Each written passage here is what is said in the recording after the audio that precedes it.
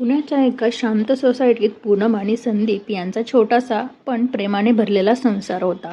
सकाळची सुरुवात पूनमच्या हसऱ्या चेहऱ्याने आणि गरम चहाच्या वासाने व्हायची. ती प्रत्येक छोटी गोष्ट जपून करत असे, संदीपच्या डब्यापासून त्याच्या आवडीच्या जेवणापर्यंत. संदीपही सुरुवातीला तिच्यावर खूप प्रेम करायचा. दोघं संध्याकाळी एकत्र बसून गप्पा मारायचे, कधी फिरायला जायचे तर कधी भविष्यासाठी स्वप्न रंगवायचे. त्यांचं आयुष्य साधं होतं, पण त्या साधेपणातच खरं समाधान होतं. पूनमने तिचं करिअर बाजूला ठेवलं होतं, कारण तिच्यासाठी घर आणि संदीप हेच तिचं जग होतं. आणि संदीपसाठी पूनम म्हणजे त्याच्या आयुष्याचा आधार होती, किमान तोपर्यंत तरी. एक दिवस ऑफिसमध्ये थोडा वेळ मिळाल्यावर संदीपने मोबाईल उघडला आणि फेसबुक स्क्रोल करू लागला. अचानक त्याला रिया नावाची एक फ्रेंड रिक्वेस्ट दिसली. प्रोफाईल फोटो पाहून तो काही क्षण थांबला. रिया खूपच आकर्षक दिसत होती. तिच्या चेहऱ्यावर आत्मविश्वास, स्टायलिश कपडे आणि एक वेगळंच आकर्षण होतं. कुतूहलाने त्याने रिक्वेस्ट ॲक्सेप्ट केली. सुरुवातीला फक्त हाय आणि हॅलो इतकंच बोलणं होतं, पण हळूहळू त्या साध्या चॅटिंगने वेग घेतला. रिया खूप गोड बोलायची, कौतुक करायची. तू खूप डिसेंट आहेस, तुझ्यासारखे लोक खूप कमी असतात, अशा शब्दांनी ती संदीपच्या मनात जागा निर्माण करू लागली. ऑफिसमधल्या तणावात आणि रुटीन आयुष्यात या नव्या लक्षाने संदीपला वेगळाच आनंद वाटू लागला. रिया मात्र फक्त संदीपशीच बोलत नव्हती, तिचं आयुष्य एक वेगळंच जाळं होतं. ती एकाच वेळी अनेक लोकांशी संपर्कात होती, कोणाशी प्रेमाच्या नावाखाली, कोणाशी सहानुभूतीच्या नावाखाली, तर कोणाशी एकटेपणाचं नाटक करून. एका श्रीमंत व्यावसायिकाला ती स्वतःला खूप एकटी असल्याचं सांगायची, तर एका तरुण मुलाला ट्रू लव्हची स्वप्न दाखवायची. आणि संदीपसारख्या भावनिक माणसाला तूच माझ्यासाठी स्पेशल आहेस असं सांगून त्याला गुंतवून ठेवायची. ती प्रत्येकाला वेगळा चेहरा दाखवत होती, पण सगळ्यांचा शेवट एकच, पैसे, भेटवस्तू आणि फायदा. तिचं बोलणं इतकं नीट आखलेलं असायचं की समोरच्याला कधीच संशय येऊ नये. ती जाणीवपूर्वक रिप्लाय उशिरा करायची, कधी अचानक गायब व्हायची आणि पुन्हा येऊन मिस केलं तुला म्हणायची, ज्यामुळे समोरचा माणूस तिच्यावर अधिक अवलंबून होत जाई. संदीपही हळूहळू तिच्या या जाळ्यात अडकत गेला. रिया त्याला तिच्या खोट्या समस्या सांगायची, माझं आयुष्य खूप कठीण आहे, कोणीच मला समजून घेत नाही. आणि संदीप तिचं ऐकून घेत तिच्यासाठी आधार बनू लागला. त्याला वाटायला लागलं की तो तिच्यासाठी खूप महत्त्वाचा आहे. तू नसतास तर मी काय केलं असतं, हे तिचं वाक्य त्याच्या मनात खोलवर घर करू लागलं. हळूहळू त्याचं लक्ष घरापेक्षा तिच्याकडे जास्त जाऊ लागलं. तो रात्री उशिरापर्यंत मोबाईलवर चॅट करत बसायचा, हसत हसत मेसेज टाईप करायचा आणि पूनमकडे दुर्लक्ष करू लागला. पूनमला सुरुवातीला काहीच कळलं नाही, पण तिला बदल जाणवू लागला. संदीप आधीसारखं बोलत नव्हता, तिच्यासोबत वेळ घालवत नव्हता आणि छोट्या छोट्या गोष्टींवर चिडचिड करू लागला होता. एकदा तिने सहज विचारलं, कोणाशी बोलतो इतकं? तर तो लगेच म्हणाला, ऑफिसचं काम आहे, आणि विषय बदलला. पूनमने त्याच्यावर विश्वास ठेवला, पण तिच्या मनात कुठेतरी एक शंकेची रेष उमटली होती. तरीही ती शांत राहिली, कारण तिच्यासाठी विश्वास हेच नात्याचं मूळ होतं. दरम्यान रियाने तिचा खरा खेळ सुरू केला. एक दिवस तिने संदीपला सांगितले, माझी तब्येत खूप खराब आहे, डॉक्टरकडे जायचं आहे, पण माझ्याकडे पैसे नाहीत. संदीपला तिची दया आली. तो लगेच म्हणाला, काळजी करू नकोस, मी आहे ना. आणि त्याने तिला पैसे पाठवले. त्या दिवशी रियाने फक्त संदीपकडूनच नाही, तर अजून 2 लोकांकडूनही वेगवेगळ्या कारणांनी पैसे घेतले होते. कुणाला ती घरभाडं भरायचं आहे असं सांगत होती, तर कुणाला तिच्या आईचं आजाराचं कारण देत होती. तिच्यासाठी हे सगळं एक खेळ होता, भावनांचा आणि पैशांचा. संदीप मात्र पूर्णपणे तिच्या भ्रमात हरवला होता. त्याला वाटत होतं की तो तिची मदत करतोय, तिच्यावर प्रेम करतोय, पण त्या सगळ्यात तो स्वतःचा संसार विसरू लागला होता. घरात पैसे कमी पडू लागले, पण तो त्याकडे दुर्लक्ष करत होता. पूनमने विचारलं तर तो टाळायचा किंवा चिडायचा. एक दिवस तर तो रागाच्या भरात म्हणाला, तुझ्यात आता काहीच अट्रॅक्शन राहिलेलं नाही. तू आधीसारखी दिसत नाहीस. हे शब्द पूनमच्या हृदयाला जखम करून गेले. तिने काही उत्तर दिलं नाही, पण तिच्या डोळ्यातलं दुःख स्पष्ट दिसत होतं. त्या रात्री पूनम आरशासमोर उभी राहिली. ती स्वतःमध्ये दोष शोधायला लागली. तिच्या मनात एकच विचार घोळत होता, कदाचित माझ्यामुळेच संदीप बदलला. त्या वेदनेतही ती त्याच्यावर प्रेम करत होती. ती अजूनही नातं वाचवायचा प्रयत्न करत होती. पण दुसऱ्या बाजूला रियाचं आयुष्य अजूनच गुंतागुंतीचं होतं. ती एकाच दिवशी वेगवेगळ्या लोकांना भेटत होती. सकाळी एका श्रीमंत माणसासोबत कॉफी, दुपारी संदीपसोबत व्हिडिओ कॉल आणि रात्री दुसऱ्या कोणासोबत तरी आउटिंग. प्रत्येकाला ती वेगळं स्वप्न दाखवत होती. तूच माझं सगळं आहेस हे वाक्य ती अनेकांना सांगत होती. पण तिच्यासाठी हे फक्त एक साधन होतं. तिचं खरं उद्दिष्ट होतं लोकांच्या भावनांशी खेळून स्वतःचा फायदा करून घेणे. हळूहळू ही सगळी परिस्थिती एका टोकाला येऊ लागली.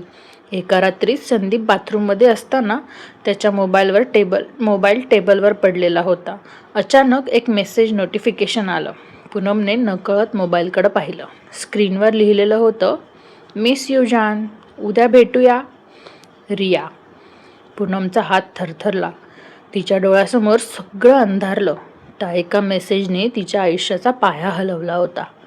तिच्या मनात हजारो प्रश्न उभे राहिले. ही रिया कोण? संदीप माझ्याशी असं का करत आहे? आपल्या नात्याचं काय? ती जणू काही क्षण तशीच उभी राहिली. डोळ्यात अश्रू होते, पण आवाज नव्हता. तिचं मन तुटत होतं, पण ती अजूनही शांत होती. कारण तिला समजत होतं, हे फक्त सुरुवात आहे. अजून खूप काही उघड व्हायचंय आणि तिच्या आयुष्यात आता एक मोठं वादळ येणार आहे.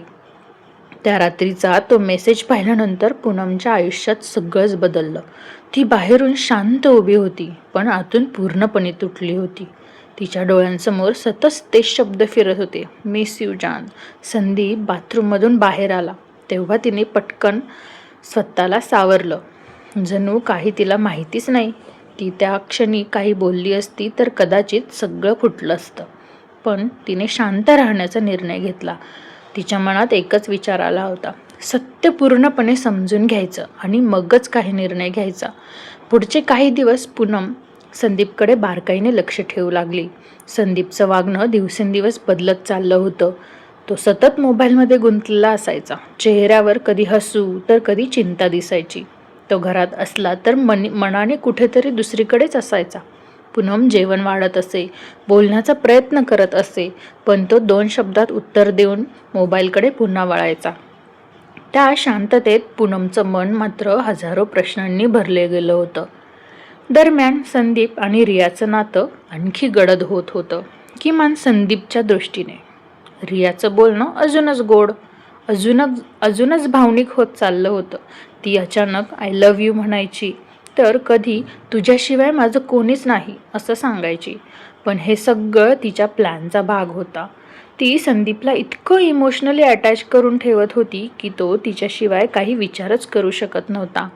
ती कधी मुद्दाम त्याला इग्नोर करायची, 2-2 दिवस रिप्लाय देत नसे आणि मग अचानक परत येऊन म्हणायची, सॉरी मी खूप अपसेट होते, मला फक्त तूच समजतोस. अशा वेळी संदीप अजूनच तिच्याकडे ओढला जायचा. पैशांचा खेळ आता मोठ्या प्रमाणात सुरू झाला. रिया दर काही दिवसांनी नवीन कारण घेऊन यायची. कधी म्हणायची माझ्या आईची तब्येत खराब आहे, हॉस्पिटलमध्ये ॲडमिट करावं लागणार आहे, तर कधी माझं घर भाडं बाकी आहे, मालक खूप त्रास देतोय.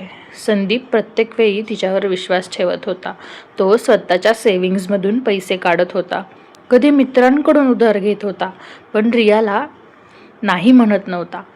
त्याला वाटत होतं की तो तिच्यासाठी काहीतरी मोठं करत आहे, तिचं आयुष्य सुधारत आहे. पण खरं म्हणजे तो तिच्या जाळ्यात अधिकाधिक अडकत चालला होता.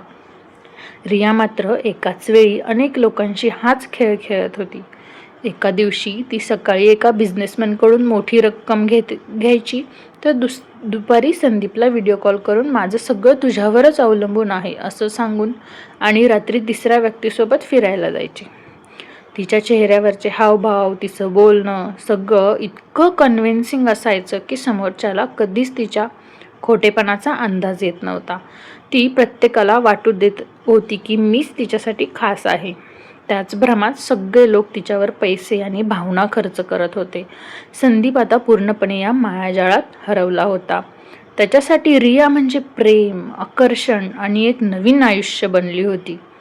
घरात मात्र परिस्थिती आणखी बिघडत चालली होती. पैसे कमी पडत होते, खर्च वाढत होता आणि पूनमला काहीच समजत नव्हतं की हे सगळं का होत होतं.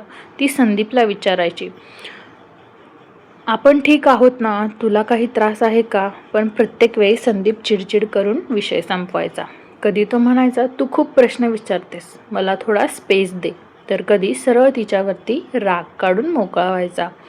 या सगळ्यात पूनम आतून खूप तुटत होती. पण तिने स्वतःला मजबूत करण्याचा निर्णय घेतला. ती रोज सकाळी लवकर उठून व्यायाम करू लागली, स्वतःच्या आरोग्याकडे लक्ष देऊ लागली आणि ती स्वतःला मेंटली आणि फिजिकली स्ट्रॉंग करून बदलत होती. तिच्या चेहऱ्यावर पुन्हा एक आत्मविश्वास दिसू लागला. पण मनातली वेदना अजूनही ताजी होती.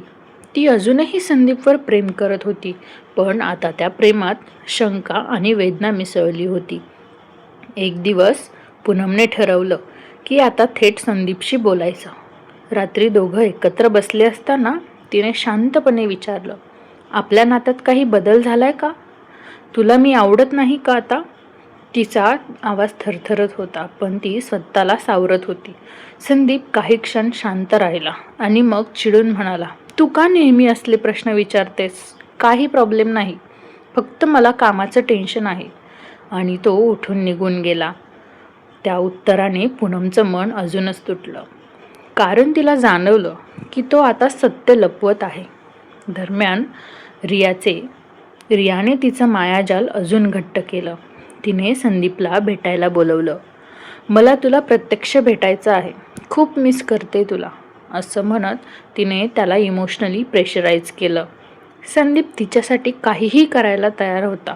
त्याने ऑफिसचं कारण देऊन घरातून बाहेर पडण्याची योजना केली. त्या भेटीसाठीही त्यांनी पैसे खर्च केले, महागडं गिफ्ट, ट्रॅव्हल, सगळं काही. त्याच्या मनात एक्साइटमेंट होती, पण त्याला हे जाणवत नव्हतं की तो हळूहळू स्वतःचं आयुष्य उद्ध्वस्त करत आहे. त्या दिवशी पूनम दारात उभी राहून त्याची वाट पाहत होती. तिच्या मनात खूप काही चालू होतं.